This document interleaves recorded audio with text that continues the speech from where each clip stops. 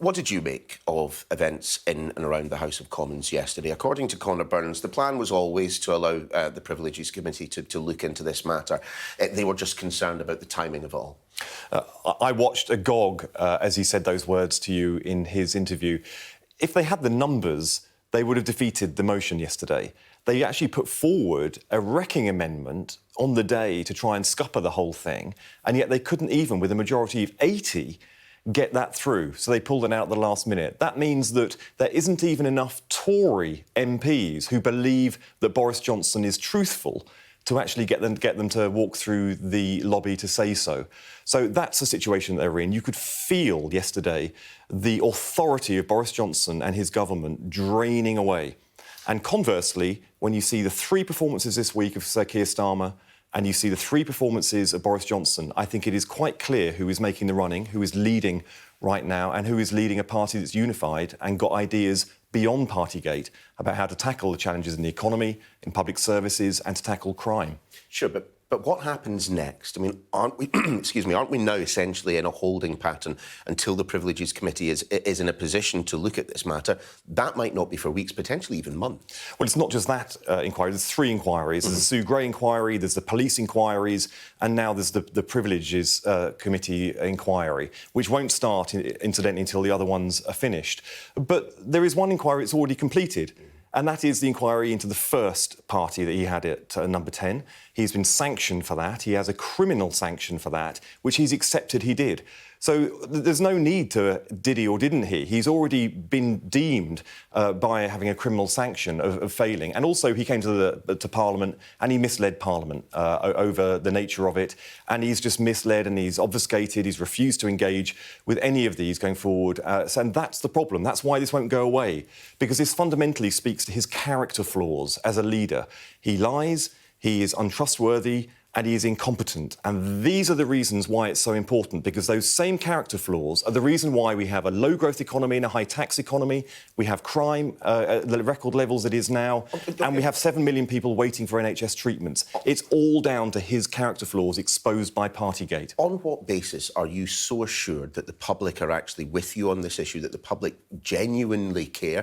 Fair enough, the YouGov poll suggests 79% of people think that he's lied, 61% of Tory voters in 2019 think that he's lied. But particularly on the Conservative end of all of that, his ability to bend the truth, many Conservatives will say, has already been priced in, such as it is. And that's a pretty cynical view, if that's their view indeed. He can't even carry emotion from his own backbenchers to say that he is an honourable person. That's a pretty damning indictment of his own character. But the reason why the public needs to be really aware of this and concerned about this is, as I've said, the character flaws exposed by Partygate are the same character flaws that have led to failure in tackling crime in this country, tackling public services in this country. So just take, for example, the court backlog, 56,000 victims waiting for their day in court. That is because it's being mismanaged. Our economy is mismanaged, which is why we have the cost of living crisis. Next Friday, people are going to see in their paychecks a reduced income at the same time as increased costs being demanded of their income. This is all because of the character flaws of Boris Johnson, which translates into the way that his government is running our country. But doesn't the government have a point when they say, and they've said this a number of times, look, there is an awful lot for this government to be doing right now. You must concede. Ukraine is one thing, free trade agreements with India, the cost of living crisis. Isn't there a degree of truth to the Conservative position that, do you know what, there is an awful lot for us to be doing right now? We get it, we understand the criticism that's being laid at the door of number 10, at Boris Johnson's front door, but now's not the time. The point of a Prime Minister is to lead Great Britain. That means every day is a really important day, because every day the person running our country, who runs our government, is responsible for the entire economy. There is never a day when it's not important. So that means that every day is a day where every day we don't have the best person possible running our country is a day where our economy is not succeeding, not maximising its potential, our public services aren't being well run, and the rest of the world is looking on, lacking the respect that Britain normally gets. All of these things we're not maximising, we're not getting the best out of Britain because of Boris Johnson. There is not a day which isn't the right day to get a better leader than Boris Johnson. The Tories are wising up to it, but if they go into these elections and they ask the public to solve their problem as a party by voting against him in such numbers that they have to get rid of him. Think what that says about the Tory party.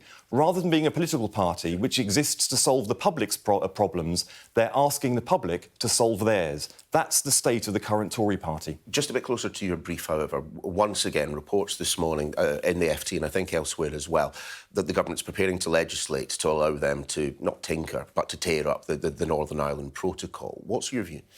This is absolutely astonishing and incredibly damaging. Boris Johnson negotiated, his team drafted the Northern Ireland Protocol. It's not working, though, is it? They presented it. But it's not working. They presented it to the EU. They negotiated it into the deal. Now, by unilaterally withdrawing it, by breaking an international commitment, think what this day actually entails. Boris Johnson is in India today trying to start the process of a new trade deal. And on the very day he's asking President Modi, Prime Minister Modi, to start the process of a new trade deal, he is pulling out of and breaking the last one. But genuinely, it doesn't work as well as it can do. That's why the Labour policy is you build on it. That means we need to have an additional deal that can smooth veterinary services, that can pave the way for SPS services, so things like fish food and animal feed can get in. These can be negotiated with statecraft, with diligence and with graft. All of these things we know that Boris Johnson is incapable of. We can improve the protocol, we can smooth it, and we can do so without breaking the law and breaking our international treaty we signed with the EU. If we just recklessly pull out of it unilaterally, how will any other country in the world sign a deal with us and think that we will honour it? How will Prime Minister Modi react today when Boris Johnson asks for a trade deal if he is pulling out unilaterally of the last trade deal he signed?